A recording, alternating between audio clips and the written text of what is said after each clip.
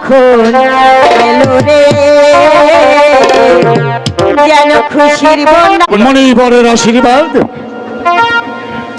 এবং মণিবরের অভিশাপ সন্তানের জনক আমি হয়েছি, কিন্তু মণিবর বলে গিয়েছিলাম আমার একমাত্র সন্তানের বয়স যেদিন 12 দিন পূর্ণ হবে, ঠিক সেই দিন 12 বছরের যুবতী কন্যার সঙ্গে তার শুভ বিবাহ দিয়ে ওই বিবাহ রাত্রে তাদেরকে 12 বছরের জন্য নিজ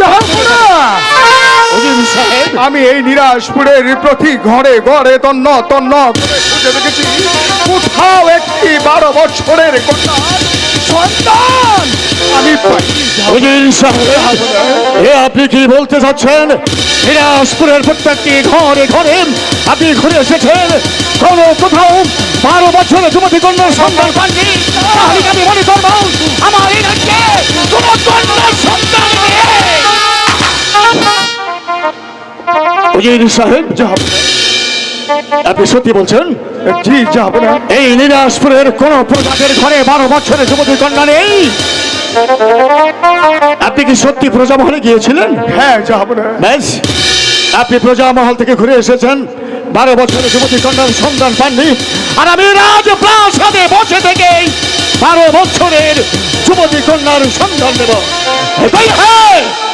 রাজ জ্যোতিষীকে পাঠিয়ে দাও।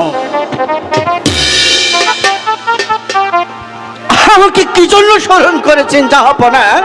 রাজ জ্যোতিষী, হ্যাঁ বলুন। তুমি যেমনি ভাবে গণনা করে আমার একমাত্র সন্তানের নাম রেখে দিয়েছিল শাহজাদা আব্দুর রহিম, ঠিক তেমনি ভাবে আজ আমার সম্মুখে বসে তোমার এই পাঁজি পুঁতি সুন্দর করে দেখবে আগামী শুক্রবার কার ঘরে কোন কন্যার বয়স 12 বছর পূর্ণ হতে যাচ্ছে।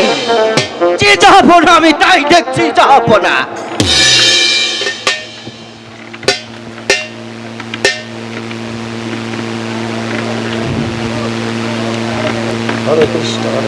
হরে কৃষ্ণ হরে রাম,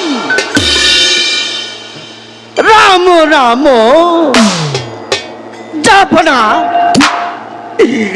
পেয়েছি, জাহাপনা পেয়েছি। পেয়েছো? হ্যাঁ জাহাপনা পেয়েছি। পেয়েছো? হ্যাঁ পেয়েছি। তাহলে বলো কোথায়